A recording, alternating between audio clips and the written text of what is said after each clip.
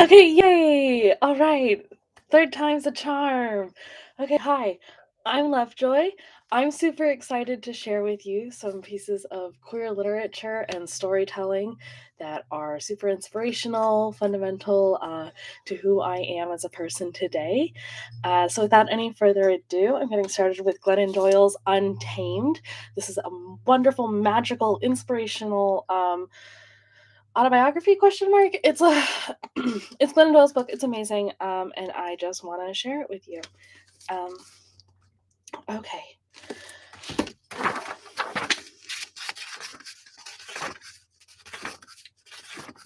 so getting started with the prologue, and okay, cheetah. 2 summers ago, my wife and I took our daughters to the zoo.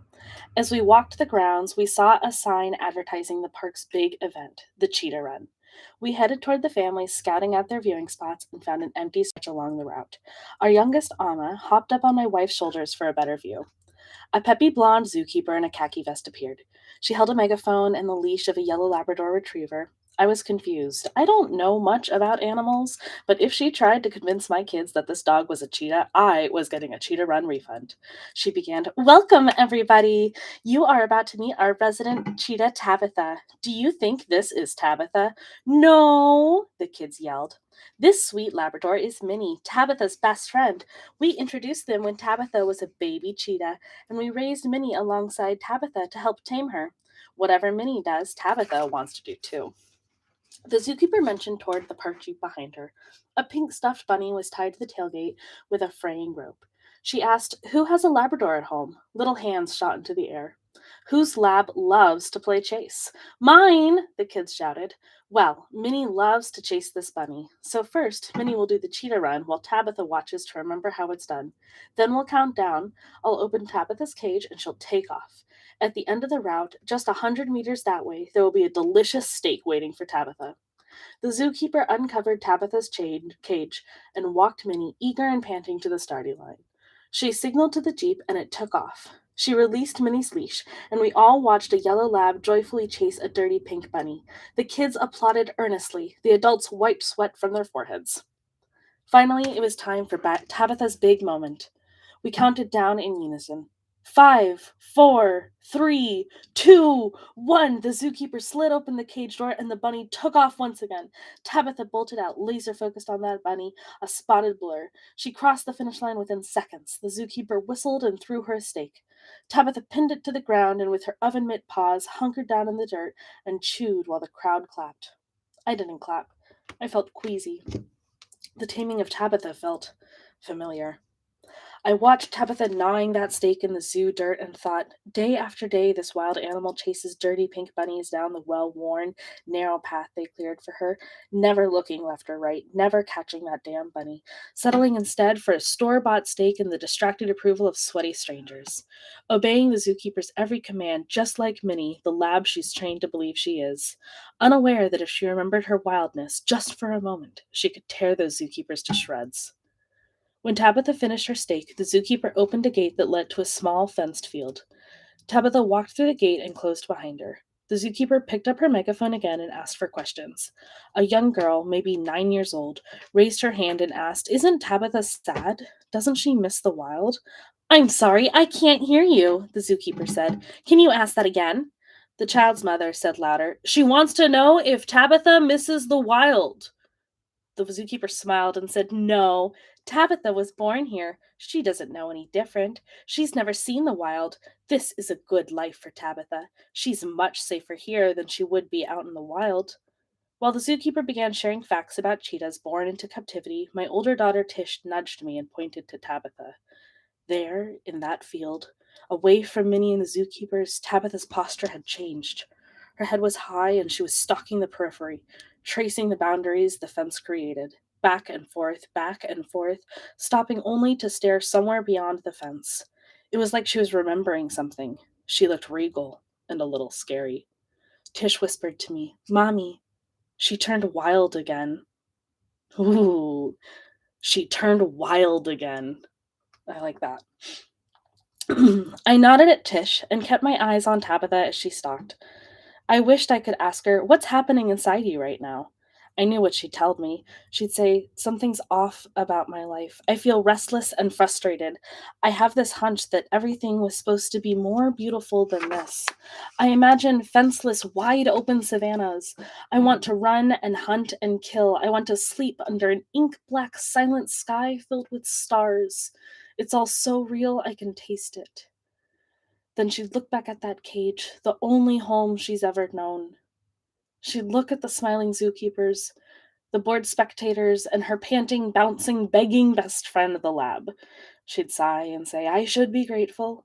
I have a good enough life here. It's crazy to long for something that doesn't even exist." I'd say, "Tabitha, you are not crazy. You are a goddamn cheetah." Okay, so I'm gonna go into part one. But this prologue, it's just so powerful. Like realizing the wildness inside of life and humanity and ourselves. When I first read this book in May of 2020, anyway, it gave me a lot of hope and inspiration and motivation to like take the chances and to take the steps to change my life. Um, and as hard and as difficult that is, even today, um, it's worth it. It's definitely way worth it. Okay, so part one, caged. Sparks. 4 years ago, married to the father of my three children, I fell in love with a woman. Much later, I watched that woman drive away from my home to meet my parents and share her plan to propose to me. She thought I didn't know what was happening that Sunday morning, but I knew. When I heard her car return, I settled into the couch, opened a book, and tried to slow my pulse. She walked through the door and directly toward me, bent down, kissed my forehead. She pushed my hair aside and took a deep breath of my neck like she always does. Then she stood up and disappeared into the bedroom. I walked into the kitchen to pour some coffee for her, and when I turned around, she was right there in front of me, down on one knee, holding a ring. Her eyes were certain and pleading, wide and laser focused, sky blue, bottomless. "I couldn't wait," she said. "I just could not wait another minute." Later in bed, I laid my head on her chest while we talked about her morning. She told my parents, "I love your daughter and grandchildren like I've never loved before. I've spent my entire life searching and preparing myself for them. I promise you that I will love and protect them forever." My mother's lip quivered with fear and courage as she said, "Avi, I have not seen my daughter this alive since she was 10 years old." Much else was said that morning, but that first response from my mother jumped out at me like a sentence in a novel begging to be underlined. "I have not seen my daughter this alive since she was 10 years old." My mother watched the spark in my eyes fade during my 10th year on Earth. Now, 30 years later, she was witnessing the return of that spark. In the past few months, my entire posture had changed. I looked regal to her and a little scary. After that day, I began to ask myself, where did my spark go at 10? How had I lost myself? I've done my research and learned this. 10 is when we learn how to be good girls and real boys. 10 is when children begin to hide who they are in order to become what the world expects them to be. Right around 10 is when we begin to internalize our formal taming. 10 is when the world sat me down, told me to be quiet, and pointed toward my cages. "These are the feelings you're allowed to express. This is how a woman should act. This is the body you must strive for. These are the things you will believe. These are the people you can love. Those are the people you should fear. This is the kind of life you are supposed to want. Make yourself fit. You'll be uncomfortable at first, but don't worry. Eventually, you'll forget you're caged. Soon, this will just feel like life." I wanted to be a good girl, so I tried to control myself. I chose a personality, a body, a faith, a sexuality so tiny I had to hold my breath to fit myself inside. Then I promptly became very sick. I really, really, really, really, really relate to that paragraph.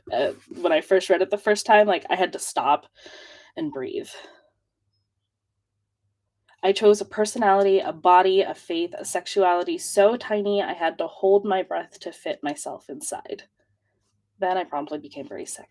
When I became a good girl, I also became bulimic. None of us can hold our breath all the time. Bulimia was where I exhaled. It was where I refused to comply, indulged my hunger, and expressed my fury. I became animalistic during my daily binges. Then I draped myself over the toilet and purged because a good girl must stay very small to fit inside her cages. She must leave no outward evidence of her hunger. Good girls aren't hungry, furious, or wild.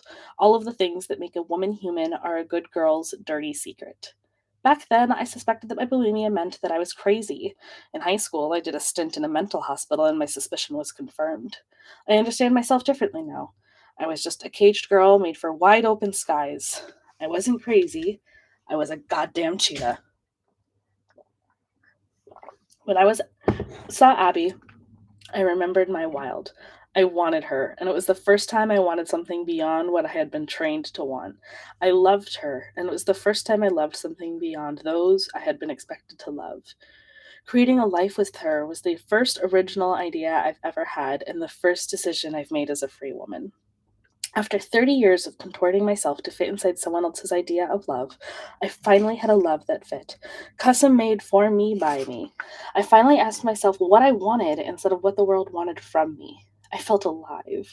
I tasted freedom and I wanted more. I looked hard at my faith, my friendships, my work, my sexuality, my entire life, and asked, how much of this was my idea? Do I truly want any of this? Or is this what I was conditioned to want? Which of my beliefs are my own creation and which were programmed into me? How much of who I've become is inherent and how much was just inherited? How much of the way I look and speak and behave is just how other people have trained me to look and speak and behave? How many of the things I've spent my life chasing are just dirty pink bunnies? Who was I before I became who the world told me to be? Over time, I walked away from my cages. I slowly built a new marriage, a new faith, a new worldview, a new purpose, a new family, and a new identity by design instead of default. From my imagination instead of my indoctrination. Oof. From my imagination instead of my indoctrination. From my wild instead of my training. What follows are the stories about how I got caged and how I got free. So hopefully, um, just by these two little stories, you can see why I chose this book to be the first one that I read. I just think her writing is fantastic, and just her sharing her so much of herself and her bravery and her courage to like fight for her life and her love and her family. It inspired me, and I hope by hearing the words it inspires you. I think I have time. I've got time for one more. Okay. Apples. I am 10 years old, and I am sitting in a small room in the back of Nativity Catholic Church with 20 other kids. I am at CCD, where my parents send me on Wednesday nights to learn about God. Our CCD teacher is my classmate's mom. I do not remember her name, but I do remember that she keeps telling us that she is an accountant during the day. Her family needed service hours, so she volunteered to work in the gift shop. Instead, the church assigned her to room 423, fifth grade CCD. So now, hi baby. So now on Wednesdays, instead of 6:30 and 7:30, so now on Wednesdays between 6:30 and 7:30 p.m., she teaches children about God. She asks us to sit on the carpet in front of her chair because she's going to explain to us how God made people. I hurry to get a spot in front because to get a spot in front. I am very curious about how and why I was made. I notice that our teacher does not have a Bible or any other books in her lap. She is going to speak from memory. I am impressed. She begins. God made Adam and put him in a beautiful garden. Adam was God's favorite creation, so he told Adam that only jobs were to be happy, rule over the garden, and name the animals.